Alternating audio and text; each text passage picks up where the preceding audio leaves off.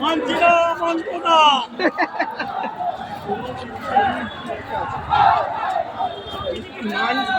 কোনো কথা নেই।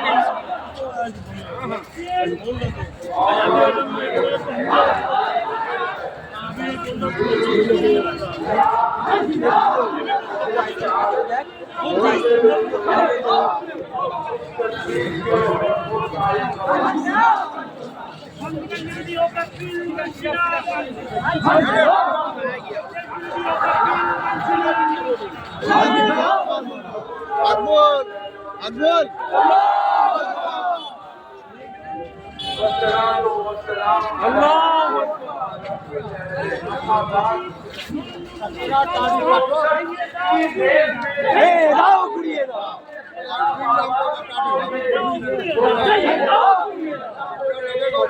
সংবিধান বিরোধী ওটা বিল চালিয়ে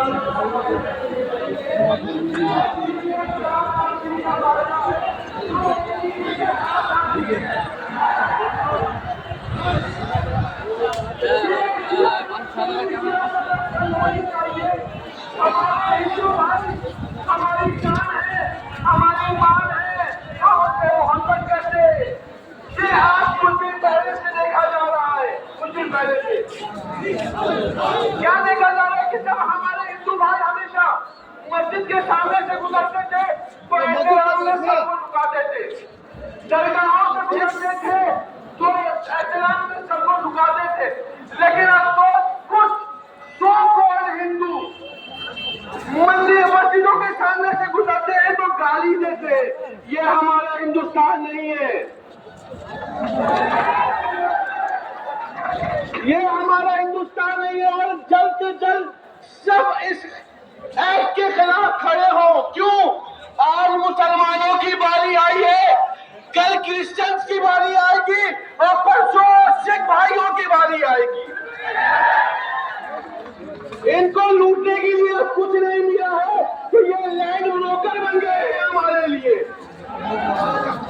लिहाजा कोशिश करें। और आखिरी बात मैं तमाम करता हूं ये कहकर कि हमारी उम्मीद है और हम इसको आखिरी लम्हे तक जब तक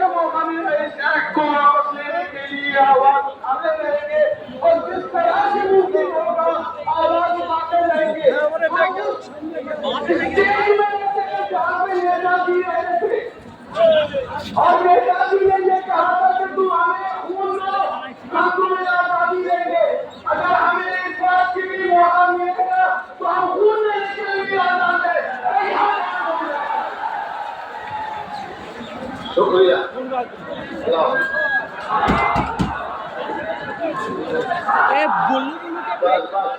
আমরা পুনরাঘাত করেছে।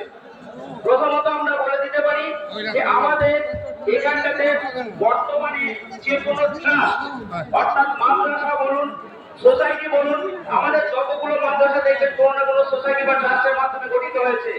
আজকে এরা বলছে এবং আমাদের যেসব ট্রাস্টগুলো কেবলমাত্র ধর্মীয় অ্যাক্টিভিটিদের উপর চলে, সেটা আইন বলছে এতদিন ওয়াকফ, সেই হিসাবে ওয়াকফ বলে অনেক নথিভুক্ত হয়েছে। আজ আইন বলছে কোন এই ধরনের মুসলিম ট্রাস্ট ওয়াকফ বলে মেনে নেওয়া যাবে না। কেননা তাদের উদ্দেশ্য হলো এর পরবর্তী ধাপ আমাদের মাদ্রাসা নামক যে শিক্ষা প্রতিষ্ঠান আছে সেই শিক্ষা প্রতিষ্ঠানকে বন্ধ করে দেওয়ার জন্য। দ্বিতীয়ত এরা কি করেছে আমরা জানি আমাদের অনেক স্টেট আছে, বিশেষ করে যেগুলো বলবো পীরস্থান অবস্থান, যেগুলোতে আমাদের যারা জমি দান করেছেন জমিদাররা তারা কেউ দলিল করে যায়নি। কিন্তু আমরা জানি আমাদের সিএস রেকর্ড আছে, আরএস রেকর্ড আছে, এলআর রেকর্ড আছে, যেগুলো পীরস্থান ভবানী আজকে সেখানে বাধা আছে। আজকে আইনে বলছে না দলিল থাকতে হবে। আমি বলছি যদি এই দলিলের প্রশ্ন আসে কলকাতার প্রত্যেকটা রাস্তায় বড় বড় যত মন্দির আছে সবগুলো চলে যাবে। শুধু আমার আমি বলছি আমাদের ওয়াকফে একটা ওয়াকফ ইউজার বলে একটা প্রভিশন ছিল, যেটা আমাদের বিশ্বাসের স্বার্থে দীর্ঘদিন ধরে ব্যবহার করে আসছি। সেই ওয়াকফ ইউজার ওরা বলছে কি যে না যেগুলো এনরোলমেন্ট হয়েছে, যেগুলো দখল হয়েছে সেগুলো ঠিক আছে, কিন্তু আগামী দিন যেগুলো আছে আমরা সেগুলো আর ওয়াকফ বলে মেনে নেব না। আরো একটা কথা বলে রাখি, এই উদাহরণস্বরূপ যদি দিই, আমাদের মালদা জেলায় যারা আছেন তারা জানেন পিরালাপি বলে একটা মাজার শরীফ আছে। এই সম্পত্তি আপনারা জানেন না 25,000 একর ওয়াকফ প্রপার্টি, 25,000 একর যেটা ওয়াকফ প্রপার্টি এনরোলমেন্ট আছে। সেই সম্পত্তি আজকে উদ্ধারের মামলা আমি করছি। আর যদি একটা ওয়াকফ প্রপার্টি উদ্ধার হবে না, এদের উদ্দেশ্য হলো মানে 25,000 একর প্রপার্টির উপরে হাজার হাজার মন্দির আছে, হাজার হাজার হিন্দুরা বসে আছে। শুধু উদ্দেশ্য একটাই কি করে হিন্দুদের আইন গঠিত হয় ফলো করে। আপনারা বহু জায়গায় শুনেছেন যে সম্পূর্ণ সংবিধানকে লঙ্ঘন মানে একদম অবলম্বন করে না করে একের পর এক আইন হচ্ছে। তাই আজকে যে আমরা আইন হিসেবে বলছি, ওয়াকফের মামলার অভিজ্ঞতা নিয়ে বলছি, এই আইন সম্পূর্ণ একটা অসাংবিধানিক আইন এবং এই আইনটা কেবলমাত্র গঠিত হয়েছে একটা বড় ধরনের দাঙ্গা করার জন্য। আপনাদের অনুরোধ করব আমাদের এই সংগঠনের যিনি সভাপতি আছেন উনি দেখিয়ে দিয়েছেন যে আমাদের সমস্ত সাজেশন মেনে দিতে হবে। যেসব মসজিদ আছে মসজিদের প্রপার্টি এনরোল হয়নি 6 মাস যাবেন না, 6 মাস যাবেন না, 2 মাসের মধ্যে এনরোলমেন্ট করুন। আগামী দিনের কথা ভেবে যে যত প্রপার্টি আছে যদি কোনো সম্পত্তি নিয়ে লিটিগেশন আছে আপনারা মামলা করুন, অ্যাটলিস্ট কোর্টের দ্বারস্থ হন। কারণ আইনে একটা প্রভিশন আছে 6 মাস টাইম দেওয়া হয়েছে। এই 6 মাসের মধ্যে যদি আমরা কোনো অ্যাকশন না নিয়ে এনরোল না করি তাহলে বাকি যেগুলো এনরোলমেন্ট হয়নি সেগুলো বিপদে পড়ে যাবে। তাই আইনত হিসাবে একটু অনুরোধ করবো সবাই একই মঞ্চের তলায় থাকুন। আমাদের জননেতা আমাদের শ্রদ্ধেয় সভাপতি সিদ্দিকুল্লাহ সাহেবের আহ্বানে সাড়া দিয়েছেন, ওনাদের কার্যকলাপগুলো আগামী দিনে ফলো করুন এবং বৃহত্তর আন্দোলন গড়ে তুলুন। আমরা এই ওয়াকফের প্রতিবাদে একটাই মন্তব্য করবো, বলুন আমরা এই ওয়াকফের মানছি না, মানব না।